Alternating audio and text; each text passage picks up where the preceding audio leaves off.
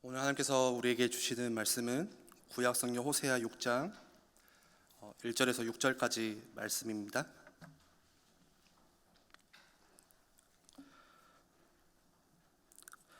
호세아 6장 1절에서 6절까지 제가 봉독해 드리겠습니다.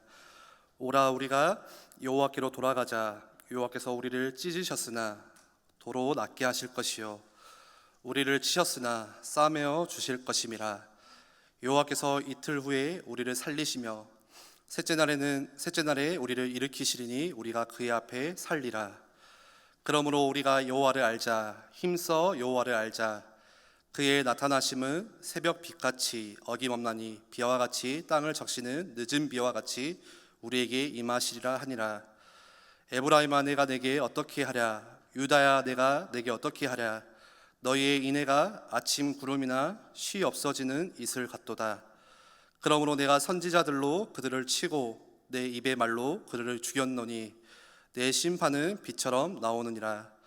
나는 인애를 원하고 제사를 원하지 아니하며 번제보다 하나님을 아는 것을 원하노라. 아멘. 오늘 본문 말씀이 호세아 이 6장 1절 말씀은 오라 우리가 여호와께로 돌아가자. 참 우리가 많이 암송하고 또 자주 인용되었던 성경 중요한 구절입니다. 지금은 이제 수련회 같은 게 은혜롭게 진행이 되지만 예전에 이제 어렸을 때 수련회를 생각해 보면 성경 그 암송할 그 말씀 구절 카드를 주죠. 그리고 그거를 2박 3일 동안 이제 몇 가지 구절을 계속 외우도록 암송하도록 합니다. 그 중에 항상 들어가 있는 말씀이 이제 호세아 6장 1절 말씀이 자주 들어가 있고요. 그걸 외우지 않으면 이제 밥을 주지 않죠. 사실 그때 지금 생각해보면 밥값이 다 이 수련회비에 포함이 되어 있는데 그때는 이제 모르니까 주걱도로 막 외워야 되는 그런 이제 상황들이 있었습니다. 찬양 중에도 이 찬양의 가사 중에 이런 구절이 담긴 찬양이 있죠. 여호와께 돌아가자라는 찬양이 있고요. 또 그리고 예전에 이제 제가 중고등부 수련회를 할 때 여호와께 돌아가자라는 이 회복이라는 주제를 가지고 이제 아이들과 같이 수련회를 또 많이 진행했던 적이 있습니다. 결국은 우리의 인생이 하나님께 돌아가는 것이 참된 회복이고요. 그 회복이라는 하나님께 돌아가야지만 그 속에 참된 치유도 함께 일어나는 것이죠. 그런데 여호와께로 돌아가자라는 이 말씀이 무엇을 전제로 하고 있을까요? 아주 간단합니다. 이 하나님을 떠났다는 것을 전제로 하고 있죠. 하나님을 떠나왔기 때문에 다시 여호와께로 돌아가자라는 이 말씀을 하는 것입니다. 그렇다면 무엇 때문에 하나님을 떠났을까라고 했을 때 이 호세아 4장 말씀에 보시면 6절 말씀에 그 원인에 대해서 말씀을 하고 있습니다. 왜 하나님을 떠나게 됐냐? 내 백성이 지식이 없으므로 망하는도다, 이렇게 말씀을 하고 있거든요. 하나님을 아는 지식이 없기 때문에, 하나님을 향한 이 올바른 이 알미 없기 때문에 망하게 된다는 것입니다. 이번 주 강단 말씀에서도 행실이 나빴던 엘리의 두 아들이 여호와를 알지 못하더라 라고 말씀을 했죠. 그렇다면 진짜 그 엘리의 두 아들 이 홈리와 비느하스가 여호와를 몰랐을까요? 아닙니다. 누구보다 잘 알았을 거예요. 왜죠? 제사장의 아들이기 때문에, 거기서 커왔기 때문에, 어렸을 때부터 계속해서 들어왔기 때문에 하나님에 대해서, 이 제사에 대해서 누구보다 잘 알았던 사람들이 엘리의 두 아들입니다. 그런데 잘 알았기 때문에 이런 죄도 짓는 거예요. 습관적인 죄들도. 이렇게 해도 괜찮구나, 이렇게 해도 아버지가 별로 뭐라고 안 하시는구나, 그러면서 그런 습관적인 죄들을 반복해서 지었던 거죠. 여호와를 알지 못하였다는 것은요, 내가 하나님을 지식적으로 알지 못하는 그런 의미가 아니라 하나님과의 결국 관계에서의 문제입니다. 이 홈리와 비느하스가 하나님을 알았지만 하나님과의 관계에서는요 문제가 있었던 거예요. 하나님을 경외하지 않았던 거, 하나님을 두려워하지 않았던 거, 하나님 앞에 떨림이 없었던 거, 하나님을 무시했던 거, 제사를 소홀히 가볍게 여겼던 거, 하나님을 의식하지 않았던 거, 바로 그 문제입니다. 오늘 호세아 말씀에서도 하나님의 백성임에도 불구하고 망하는 이유가요, 하나님을 아는 지식이 없기 때문이다. 하나님을 알지 못하기 때문에 망하는 것이라고 말씀을 하고 있습니다. 오늘 읽었던 호세아 6장 1절 3절 말씀을 다시 한번 보시면요, 제가 이해하기 쉽게 이 현대인의 성경으로 좀 읽어드리겠습니다. 혹시 자막 있으시면 한번 띄워주시면 감사하겠습니다. 1절 말씀에 이렇게 이야기하죠. 그들이 이렇게 말할 것이다. 오라, 여호와께 돌아가자. 여호와께서 우리를 찢으셨으나 우리를 다시 낫게 하실 것이며 우리에게 상처를 입히셨으나 우리를 싸매 주실 것이다. 하나님께서 우리에게 이런 벌을 내려주셔도 결국은 하나님께서 다 봉합해 주신다는 거죠. 2절 말씀에 보시면 여호와께서 이틀 후에 우리를 살리시며 3일째에 우리를 일으키실 것이므로 우리가 그 앞에서 서게 될 것이다. 3절 말씀에 그러므로 여호와를 알자. 힘써 여호와를 알자. 그의 나타나심은 동이 트는 것처럼 확실하다. 비와 같이 땅을 적시는 봄비같이 그가 우리에게 나오실 것이다. 이 3절에서 1절에서 3절 말씀을 보시면 아주 아름다운 신앙 고백입니다. 여호와께로 돌아가자. 여호와를 알자. 여호와를 알자. 힘써 여호와를 알자. 그런데 그 다음 4절 말씀을 보시면요, 하나님께서 그 아름다운 고백 가운데 아주 냉담하게 차갑게 답을 하세요. 4절 말씀에 그러나 여호와께서 말씀하신다. 뭐라고 말씀합니까? 이스라엘아, 내가 너를 어떻게 할까? 유다야, 내가 너를 어떻게 할까?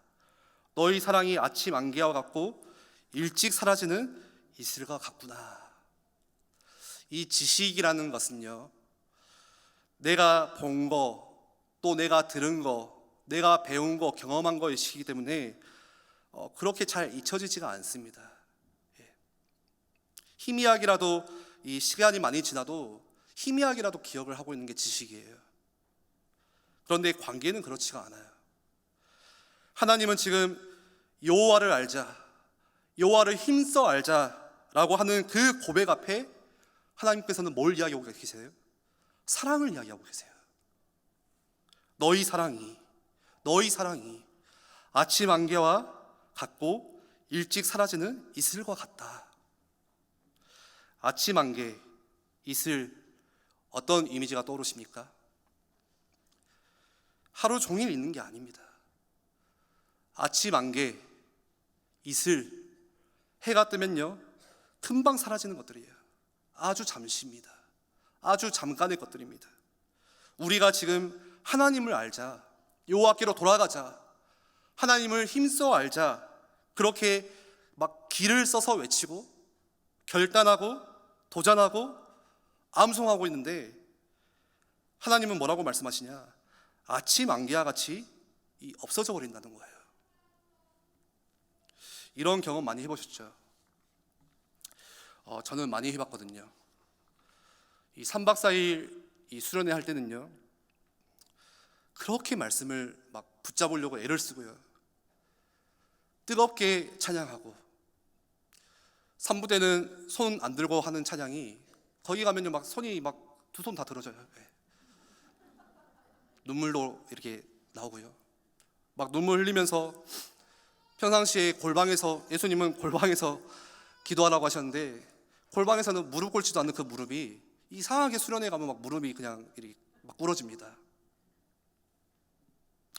그리고 서로 이제 이 형제 자매 간에 서로 포럼하면서 교제하고, 또 그리고 서로 섬기고.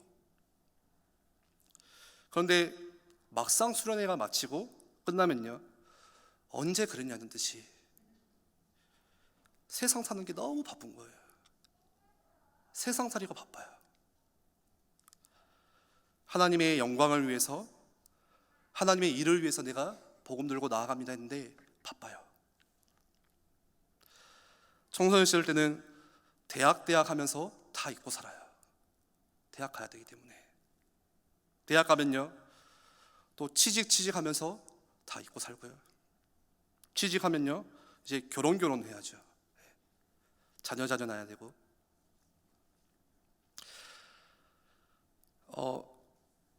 청소년 수련회를 이렇게 한 번씩 진행하다 보면요, 이 부모님의 은혜를 많이 받으시나 봐요. 아이들보다 어디에 은혜를 많이 받으시냐? 일단 아이들이 이 참석했다는 것에 은혜를 크게 받고요. 그리고 이 아이가 조금 갔다 와서 갑자기 기도 수첩을 구입해서 들고 다닌다. 그러면 이제 바로 전화가 오더라고요. 도대체 전도사님 수련회 때 무엇을 했어요? 뭐 아무것도 안 했거든요. 근데 그 전화가요 3일 뒤에 다시 와요. 전도사님 도대체 무슨 일일까요? 이 무슨 일이 이 3일 사이에 계속 일어나는 것입니다.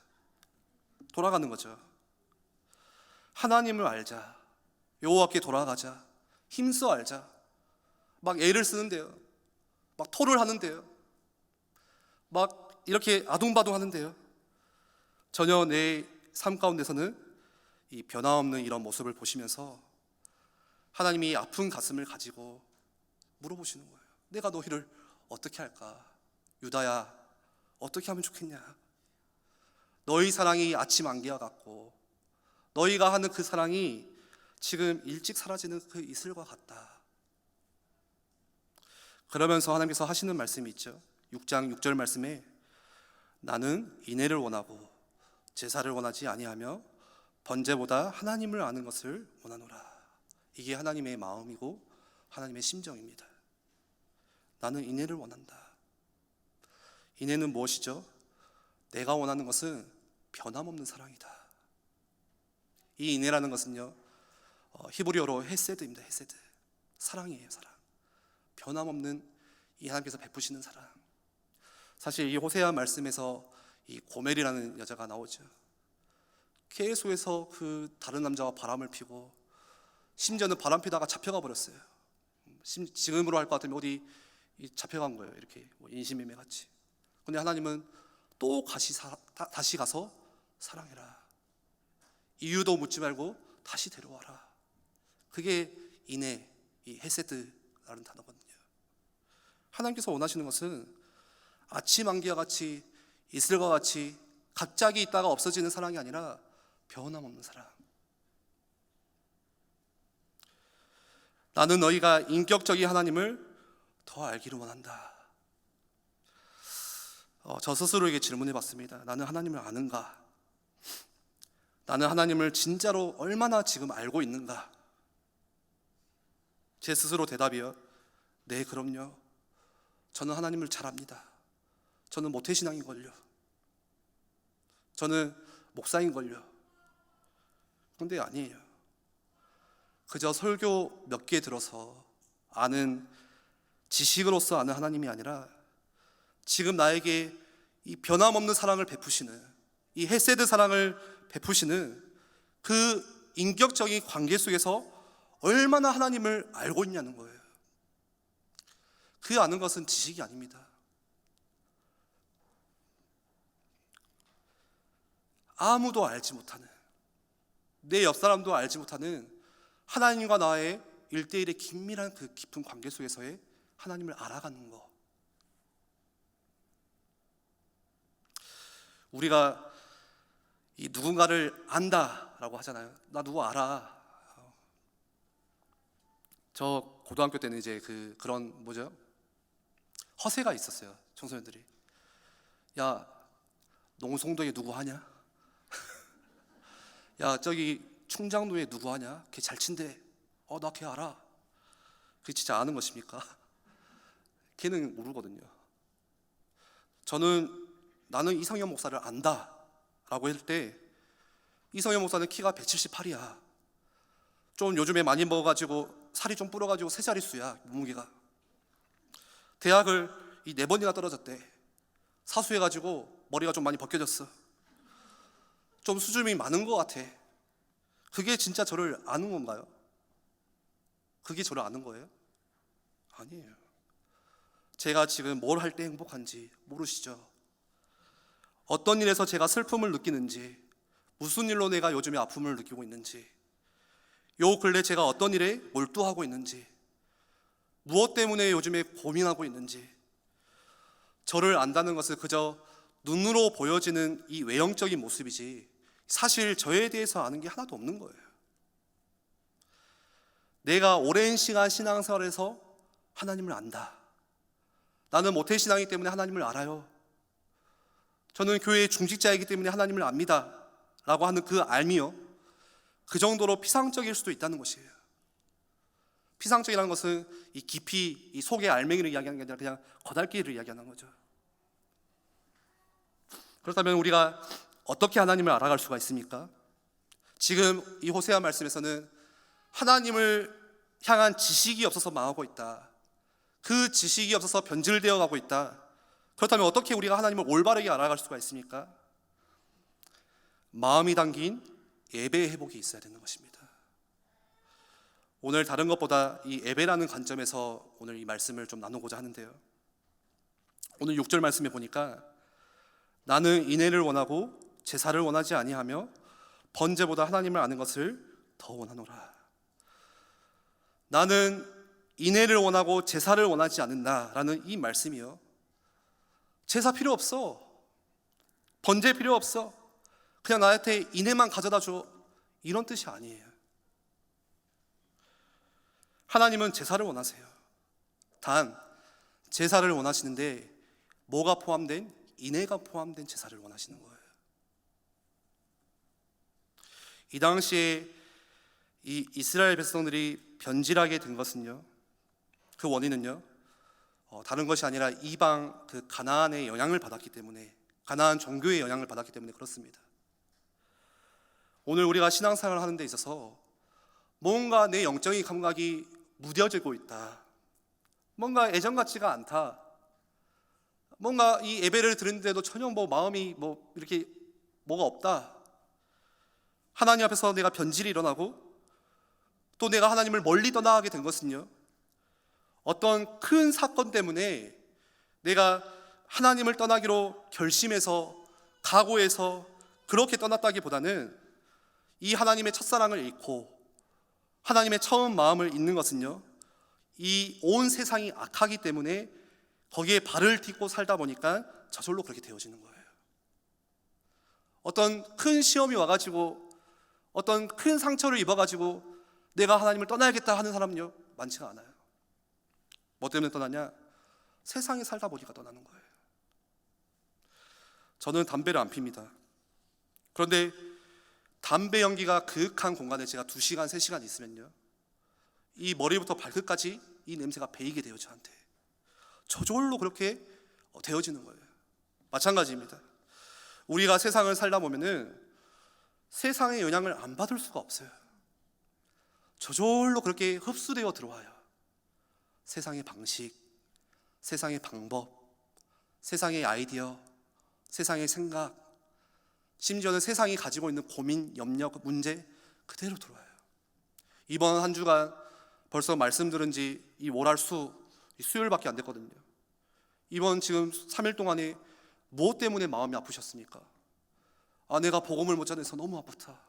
아니요, 뭔가 다른 세상적인 고민 때문에 우리는 힘들어하고 있고 마음 아파하고 있고, 그게 우리가 세상에 살아가면서 받고 있는 영향들입니다.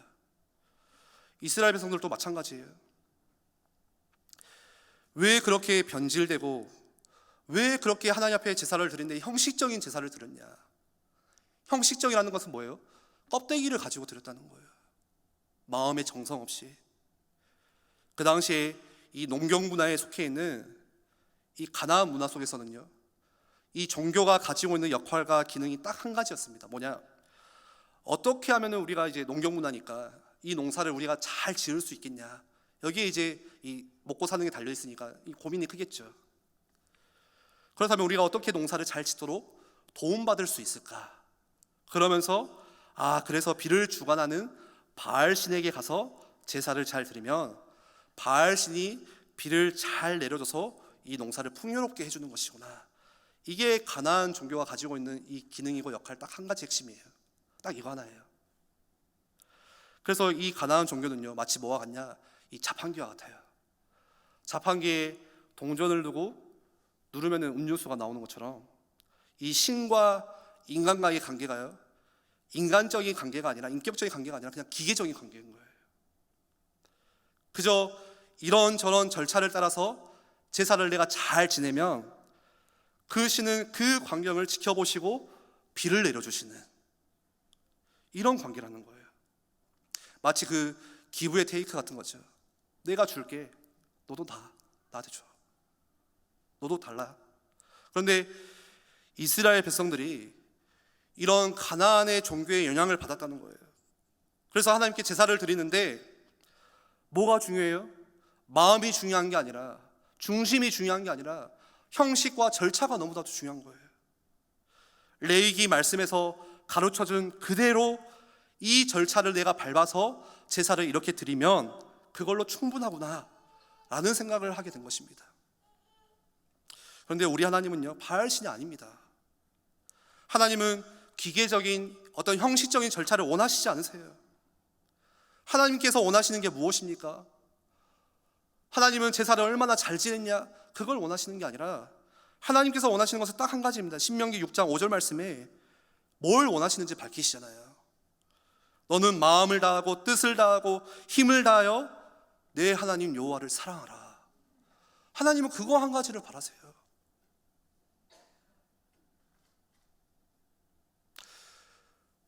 우리가 하나님을 사랑하는 마음 없이 예배를 한다? 하나님을 사랑하는 마음 없이 사역을 한다? 헌신할 수 있고요, 교회 생활 할 수 있고요, 하나님을 사랑 없이 성가대 할 수 있고요, 렘넌트 교사도 할 수 있습니다. 하나님을 사랑하지 않는데 전도도 할 수 있어요. 그런데 하나님은 뭘 원하세요? 너가 얼마나 많은 것들을 하고 있냐, 이 제사의 형식을 원하시는 게 아니라 내 하나님 여호와를 사랑하라. 기계적인 행위로서 예배가 아니라 지금 우리를 향해서 너의 마음을 달라는 거예요. 마음을 좀 달라, 제발 이 마음 좀 주고 가라. 이게 하나님께서 원하시는 마음입니다. 예수님도 그러셨거든요. 예수님께서 이 땅에 오셔서 우리에게 단 한 번도 예배에 대한 지침을 이야기하신 적이 없으세요. 예배 속에 사도신경을 꼭 넣어야 돼, 이런 말을 하지 않으셨어요. 예배는 이런 순서로 해야 돼. 예배 때 장로님들의 기도가 빠지면 나 조금 섭섭해, 그 예배 안 받을 거야, 이러신 적이 없어요. 이런 지침을 주신 적이 없습니다. 예수님께서 신약에서 예배에 관련해서 주신 지침은 딱 하나 있어요. 그 구절이 뭐죠? 요한복음 4장 24절 말씀에 하나님은 영이시니 예배하는 자가 영과 진리로 예배할지니라. 옛날 성경에는요, 신령과 진정으로 예배해라. 무슨 뜻입니까? 정확한 지식을 가지고 마음이 담겨져 있는 예배를 드리라는 거예요. 이게 예수님께서 주신 예배에 관한 유일한 지침입니다. 그런데 어느 순간에 가니까 똑같이 이방 종교의 영향을 받았어요.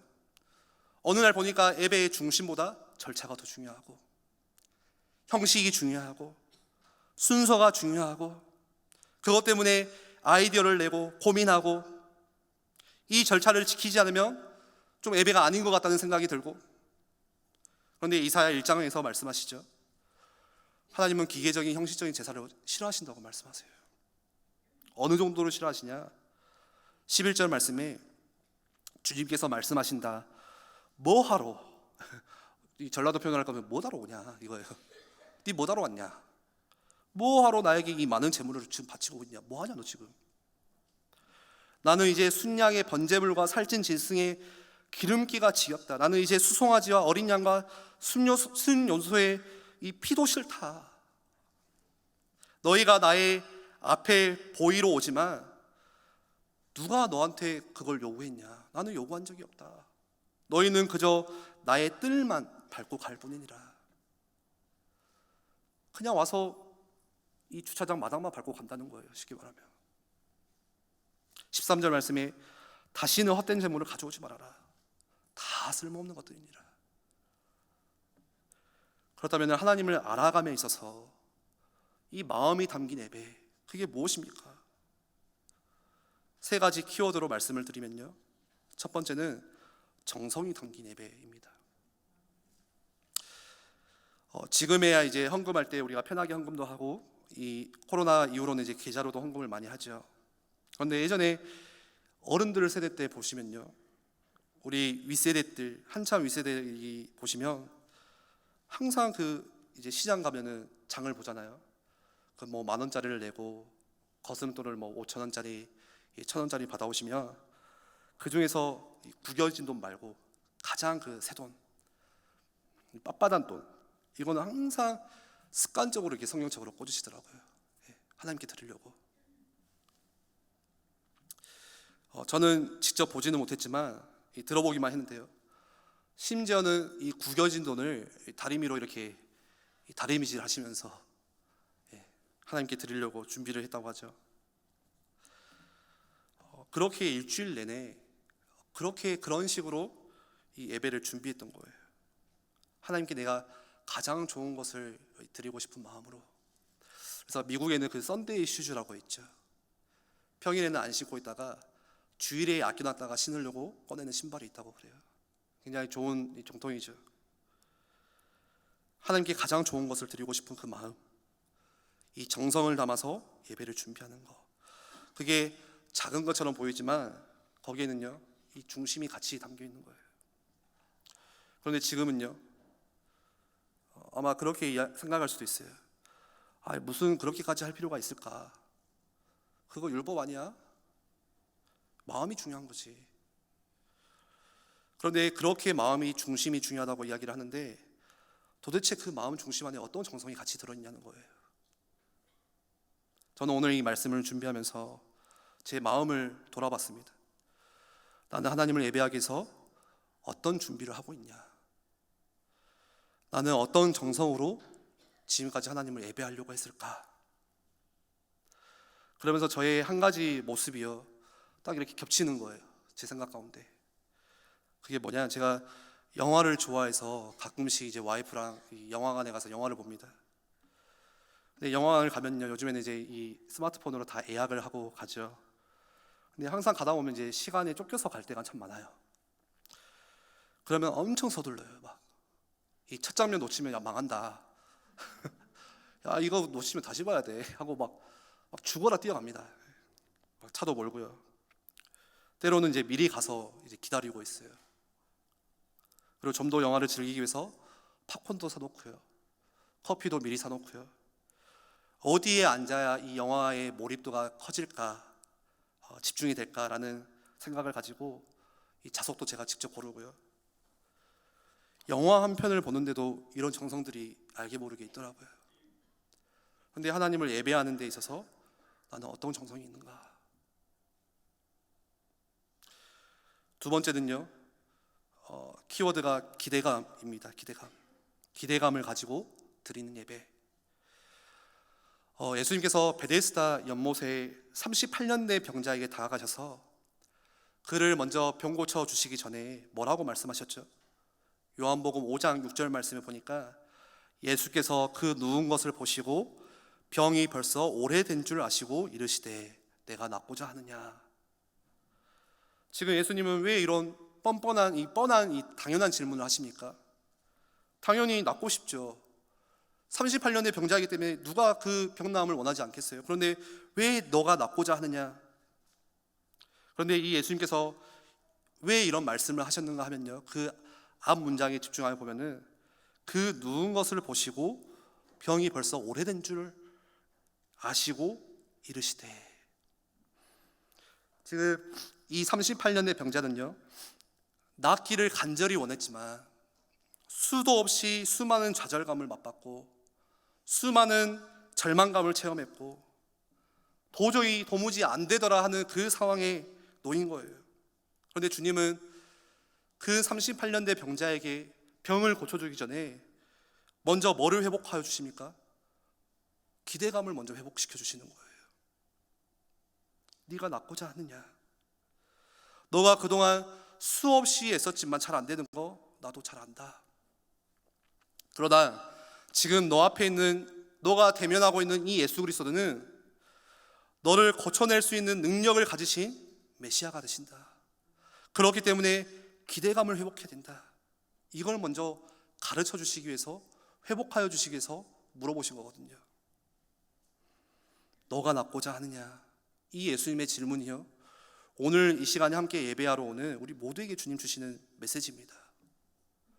그렇기 때문에 내가 예배에 나오는데 아무런 기대감 없이 나가는 마음은요, 정말 최악인 거예요, 사실. 예. 기대감이 없는 예배. 내가 비록 연약해서 무너지고 오늘 이 시간에 내가 무기력한 모습으로 초라하게 나왔을지라도 지금 함께 모여서 예배하는 가운데 하나님께서, 성령께서 내 영을 씻어주시고 나를 치유해 주시고 나를 회복하여 주실 것이다 라는 기대감이 있어야 되잖아요. 더 중요한 것은 뭡니까? 다시 하나님 자녀로서의 이 나의 정체성, 신분을 회복하여 주시고 어제 내가 실패했지만 다시 세상에 나갈 때 하나님이 주시는 그 힘, 담대함을 가지고 도전하며 나가는 거, 이게 예배를 통해서 일어나는 거거든요. 또 이 기대감을 가지고 예배하러 나아가는 거예요. 기대감 없는 예배. 제가 신학교 때 기대감 없는 예배만 계속 드렸던 것 같아요. 기대감 없는 예배. 기대감이 없이 나가요. 지금 생각해보면 왜 간지 모르겠어요. 있어요. 출석 체크하려고. 이 출석 체크를 해야 되니까, 신학생이니까. 그게 하나님을 예배하는 이유가 됐고요. 신학생이다 보니까 이게 서로 이렇게 보는 거예요. 누가 왔냐 안 왔냐. 야, 이성이 어디 갔냐. 거기에 좀 눈에 띄려고, 없으면 좀 뭐라 할까봐 그냥 한 자리 지키고 있는 예배. 제가 예전에도 한번 예화를 드렸었는데요. 그래서 우리는 그거를 베스킨라빈스 예배라고 많이 불렀거든요. 그 베스킨라빈스 31 아이스크림은 골라 먹는 맛이 있죠. 기대감 없이 예배를 드리다가 내가 드리고 싶은 예배만 쏙쏙 골라서 들어요. 저희 단체는 좀 그런 게 없지만 제가 이제 공부했던 그 신학교에서는 어떤 수련회를 한다, 어떤 부흥회를 한다면은 이 수련회 강사진의 사진을 쫙 나열해요. 한 10명 이렇게 나오거든요. 그러면 이제 다 파악이 되는 거예요. 저 목사님의 메시지는 좋아.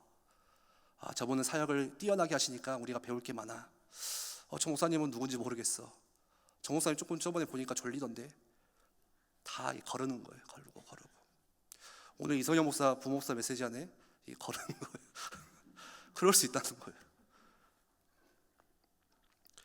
세 번째로 우리가 어떤 키워드를 가져야 됩니까? 희생이 있는 예배. 예배가 영어로 무엇인지 아십니까? SERVIC. 우리 좋아하는 서비스입니다. 서비스 참 좋아하죠, 우리. 그런데 그 서비스는요, 내가 받는 게 아니라 드리는 거예요. 그게 예배예요. 우리가 착각할 수 있는 것은요, 이 예배가 서비스라고 해서 교회가 그저 나에게 서비스 해주는 시간으로 생각하면 안 돼요. 예배 시간을 내가 받는 게 아니라 하나님께 서비스 하는 거예요. 우리의 마음을 모아서 지금 이 시간이 하나님께 서비스하는 시간이에요. 지금이. 그 이미지를 가지고 기대감을 가지고 나오셔야 되는 거예요. 예배를. 이게 없으면요, 예배가 재미가 없어요. 기대도 없지요. 빨리 끝났으면 좋겠다.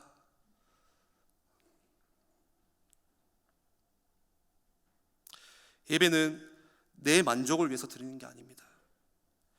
하나님의 만족을 위해서 서비스하는 게 예배예요. 내가 하나님께 서비스하는 게 예배입니다.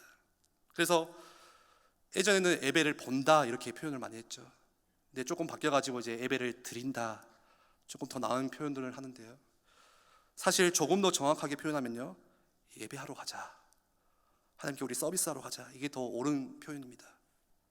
하나님을 예배한다, 내가 하나님께 서비스한다. 그런데 이 서비스에는요, 반드시 뭐가 따르냐? 희생이 따르는 거예요. 내 시간을 희생해서 주님께 드려야 되는 것이고, 내가 할 일을 희생해서 주님께 내어드려야 되는 것이고, 내 소유도 주님께 드리면서 희생하는 것, 그게 바로 서비스입니다. 제가 이번 주에 신방을 하면서 담양 지역을 갔다 왔어요. 차로 가니까 한 25분밖에 안 걸리더라고요. 그런데 거기서 이제 만난 우리 지사님을 이야기해 보니까 차가, 이제 할머니시니까 차가 없어요. 그럼 예배를 언제 준비하세요 하니까 나는 새벽 5시에 일어나 이러더라고요. 언제 나가세요? 6시에 나간대요. 9시 예배를 드리기 위해서 이 버스를 기다려야 되고, 이 버스 타러 가려면 또 한참 가셔야 되니까 자전거 타고 가세요. 나이가 많으신데. 그리고 광주 가는 그 마을 버스 타고, 시외버스 타고 광주까지 한 40분, 50분 걸려서 오십니다. 그리고 또 광주에 도착하면 이 지하철로 이제 교회까지 오시는 거예요. 그 한 번의 예배를 위해서 그거를 왔다 갔다 하시는데, 그 모습이요, 근데 그렇게 이야기하시더라고요. 나 힘들지 않아. 너무 좋다는 거예요, 그 시간이. 저는 신방하면서 제가 많이 이렇게 치유가 되더라고요. 부끄럽다 참. 그러면서 예전에 원로 목사님 하셨던 그 이야기가 생각나더라고요. 신학교를 서울로 다니시면서 교회를 같이 가족교회를 시작하시는데, 이 수요일날 보통 신학교 수업이 월요일날 시작하면 금요일날 마치잖아요. 근데 수요일날 예배를 인도하시기 위해서 수요일부터 이 광주로 이 완행열차 타고 내려오시고, 한 번의 예배를 위해서. 그 예배 가운데 막 수많은 사람들이 막 모였냐? 그렇지 않았는데 항상 그 예배를 정성으로 드리기 위해서. 그리고 예배가 마치고 한 8시 반, 9시 되겠죠, 지금처럼. 또 광주역에 가셔서 완행열차 타시고 밤새 올라가시고, 그 예배에 대한 소중함, 그 생각이 좀 많이 나더라고요. 우리가 반드시 기억해야 됩니다. 또 주의하셔야 됩니다. 예배는요, 내가 서비스 받으러 오는 게 아니에요. 교육자가 내 마음을 잘 만져주고 뭔가 눈물 흘리게 하고 감동받으면요, 우리는 뭐라고 하죠? 되게 은혜 받았다고 이야기를 하거든요. 감동받으면 은혜 받았다. 근데 감동은요, 이 밖에 나가시면은 책 한 권 잘 읽어도 감동받고요, 아주 스토리 좋은 영화만 봐도 마음에 울림이 있고요, 은혜 받은 게 아니라 자기 마음에 흡족한 거예요. 그거는 그냥 만족한 거예요. 은혜 받았다는 것은요, 내가 진짜 예배자로서 하나님의 마음을 헤아리는 게 은혜예요. 오늘 예배를 드리니까 하나님께서 뭘 원하시는지, 하나님의 심정을 헤아리고 하나님께서 어떤 예배를 지금 원하시는지, 아무도 예배하지 않는 지금 이 시대 속에서 하나님의 마음이 무엇인지, 그 마음과 심정을 헤아리는 것, 깨닫게 되는 것이 진정한 은혜입니다. 말씀을 마무리하겠습니다. 우리가 예배자로 온전히 서게 될 때 이 하나님을 아는 지식이 생겨날 수밖에 없습니다. 하나님은 바알신이 아닙니다. 기계적인 관계가 아니에요. 하나님은 정성을 원하세요. 또 마음을 원하세요. 하나님은 그 사람의 마음이 담긴 예배를 원하세요. 그리고 마음이 담긴 예배 속에서 치유가 일어나고 회복이 일어나고 하나님을 아는 지식이 같이 회복이 되어집니다.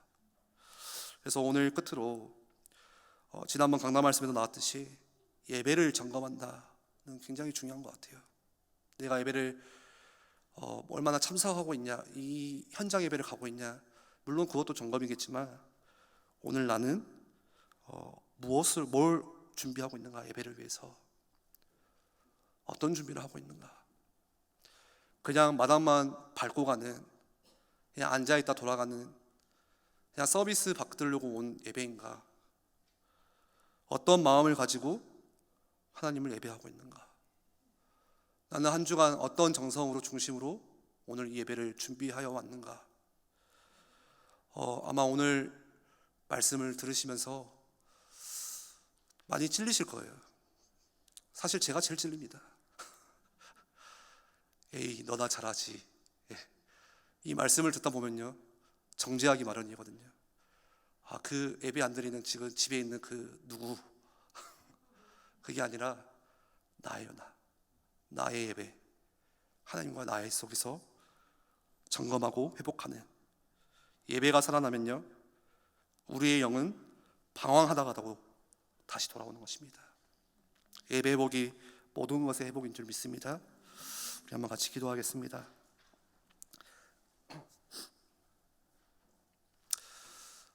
홈리와 비느하스가